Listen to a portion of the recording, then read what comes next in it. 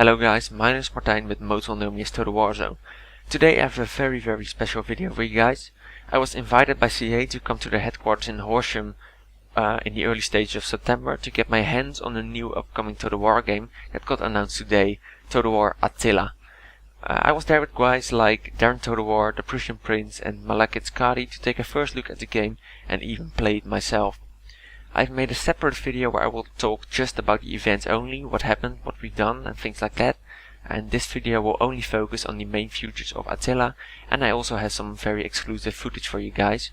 Many thanks to CA for giving me this opportunity, and bear in mind that everything you will see is pre-alpha footage and is subject to change. Attila is all about the fall of the Roman Empire of course, and it will be a standalone expansion for Total War Rome 2, just like Fall of the Samurai for Shogun 2 basically. You can play it without Rome 2 and you can also play it if you have Rome 2 of course. It's set around the same time frame as the original barbarian invasion for Rome Total War, and the setting is pretty much similar. Well, that said, we will jump right away into some campaign footage of Attila to show you what we've got, so here we go. So first of all we're taking a look at Britain right here. You can see Londinium and just look at those graphics. Now we're taking a look at the increased camera zoom, which gives you a better view of the map. And we're just going to take a quick look at Europe. We're just going to cycle over it. You can see that there's a lot of improvements in the vegetations and the graphics in general. It looks awesome compared to Rome 2. There's a different type of anti-alias, shading and lighting changed, different kind of textures. I'm not really into those technical things, but as you can see it looks just awesome. The campaign map is kind of similar as Rome 2 in size, but in terms of graphics it looks awesome. You can see the water, cool reflections, improved graphics as well, and we're taking a look at Leptis Mag now, which is suffering from a disease. I will get into diseases later. If that went too fast for you, just go back in the video and take a look at it again. Now we are diving a little bit deeper into the campaign and I will show you and tell you the new features. On this first screenshot you can see that the graphics improved massively. It also shows that the increased camera zoom, which makes it possible to get a better view on the map. The UI has changed as well. A lot of things were moved to the top of the screen as you can see, which makes it easier to get a good overview of what's going on the campaign map. I like the UI very much myself. I think it really fits into the time frame because of the very darkish barbarian stone look it has. Because the game is of course called Total War Attila, I really like it and it really looks like a Dark Ages setting. In this screenshot you can of course see the Western Roman Empire being invaded by a barbarian tribe in Britain.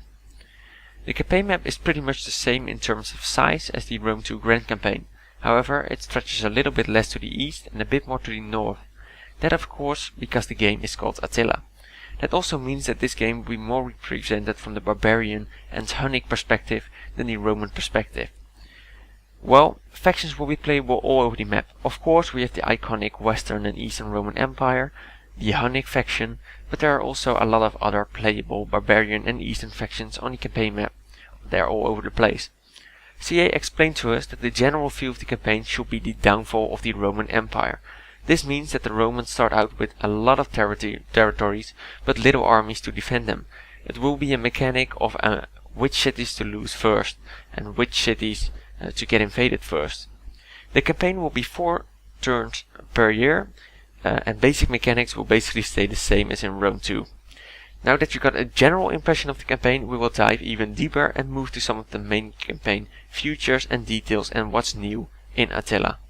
The first new main feature is climate change. As the campaign goes further and further, the climate will change over time.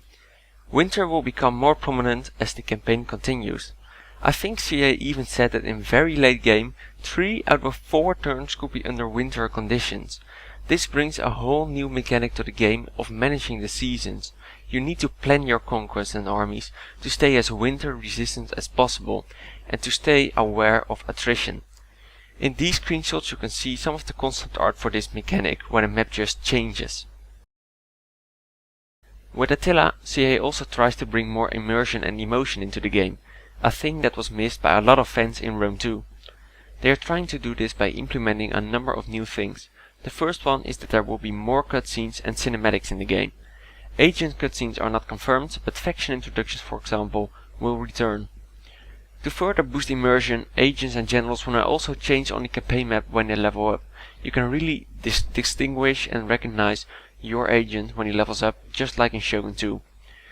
This feature was very much loved back in the days. In these screenshots you can see some artwork of Eastern agents when they level up. This is how it will work and I really like it. They will also implement this for generals in Attila, and this is the first step to feel more connected to your characters. They also threw away the household and skill system of Rome 2. Now, skill trees for characters return, just like in Shogun 2. They are trying to make you feel more connected to your general by giving him unique and powerful skills as he levels up. This way he really distinguishes himself from the rest. One of the main missed things in Rome 2 though was the family tree, and yes, that will return. There will be a family tree in Total War Attila. I really saw a lot of details in this family tree, and you can also see a lot of details of your general in there. I really like the interface very much, it really looked authentic. You can also assign offices for your generals now, at least for the Western Roman Empire. You can for example assign governors to provinces, which makes you able to rule out an edict for that province. There's also a very extensive records tab, which now has a lot more filters and options. This means that you basically write your own story there, and the story of the campaign is written back. You can always take a look at these records to find back events and just look at the general cause and storyline of your campaign. It's pretty hard to explain, but it looks really good. You have to trust me on my words. There's more that they did though. The technology tree has been split in two sections again, just like Shogun 2, military and civil techs. Besides that, unit and building cards also changed. They are no longer artwork, but they are now real presentations of the units and buildings, similar to the original Rome Total War. Even though I like the Rome 2 unit cards, a change is very welcome and I like these ones as well. With all these additions and changes, CE tries to make the campaign game more emotional and immersive, and it looks really good in my opinion. So to sum these immersive additions up, more cutscenes like faction intros, general and agent skin changes on the campaign map, skill trees for characters, family tree returns, offices like governors, an improved records tab, the technology tree will be split in two, and there will now be realistic unit and building cards. There are more new things in Attila though, and some of the big things are yet to come. One of the things is religion, which will return. They didn't show us much on this mechanic, but it became clear that certain religions have different advantages. Besides that, there are also more map overviews for campaign, which makes the map even easier to understand. Now we move on to the last two things they showed us, and these two things look really awesome. After this we're taking a look at the battle. The first one you can see on the screen right now. You are able to burn your own settlements and wipe them off the map completely. By doing this you prevent the city from being useful for the enemy. They usually get economic or military advantages from a city, and now they just get a wasteland. Be careful though, if you use this feature too early, enemies will just attack another city and you wasted the territory for yourself. A raised city can be rebuilt, but this will cost a lot of time and money. On this screenshot you can see the animation, but it really looked cool. The last thing that is probably what I like the most. They made besieging a city in campaign more dynamic. When you attack a walled city immediately, it will look fresh on both the campaign and battle map. Buildings are still intact, and there are now even civilians running around the city on the battle map. However, when you wait and besiege the city for a couple of turns, the city gets worse and worse on both the campaign and battle map. Eventually, arrow towers, gates and walls will even be destroyed if you besiege a settlement long enough. This will really encourage us besieging, and looked awesome on both the battle and campaign map. And yes, as I said, civilians are now in battle. They can both attack the enemy or flee from the field like chickens immediately. Now let's move on to the battles. I will keep this a bit shorter, but there are some really cool new features here as well. The main new thing is the dynamic fire. As you can see in these clips and screenshots, fire looks more realistic than ever and has a dynamic behavior. This means that fire can spread through houses and towers, for example. They can catch fire, and there is more realistic destruction of buildings. The damage to the city is also reflected on the campaign map if not repaired.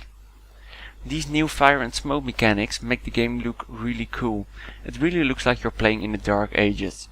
I myself got to play a specific siege battle with the Roman Empire, the Western Roman Empire, a couple of times, and I really liked the look of the battle in general. A second big thing are the barricades in siege battles. As the defender, you can deploy these in streets. Enemies can come over the barricade, but it really slows them down and gives a nice height advantage for any unit standing above it, on top of them. It encourages more tactical gameplay by blocking off certain pathways and streets. These are the two big things, but there are also a lot of smaller things that impress me in battles. When a city gets destroyed more and more, for example, morale and melee stats will drop for the defender. This discourages camping the capture point, for example. They also changed the line of sight system. A defender can no longer see the entire map. The influence of generals in battle has increased a lot as well. When the general dies, it's pretty much game over. This even further adds to the immersion and role-playing of generals in the campaign game. The main unit diversity of Rome 2 will return. This means that its balance and different unit classes will return. For example, there will still be shock cavalry, melee cavalry, spear and melee infantry, for example. Examples of different units were Saxon spearmen, Nordic light bows, Nordic axemen, hard guard and things like that. Crossbowmen are now also present in the game, which you can see on the screen right now. It might sound like there has not been improved a lot in battles compared to campaign, but that's really not the case when you've really seen it in action. Most importantly, the thematic setting of the game was awesome, and combined with the graphics, the battle felt really nice. I would like to remind you that everything you see right now is pre-alpha content and is subjected to change. All in all, it really looks like a really cool game. They showed us quite a lot, and for myself I was expecting a different game, but be honest, the time frame is just too short. It's 1 year after the release of Rome 2, and there just couldn't be something like a Medieval 3 or an Empire 2. I really like the look of Barbarian Invasion. It surely isn't a copy of Rome 2. It felt different, it looked different, and I really like the new features they added in. The main things that changed in battle and in campaign made it much more immersive and made it much more thematic and realistic, and it really felt like you were in command of a faction in that battle.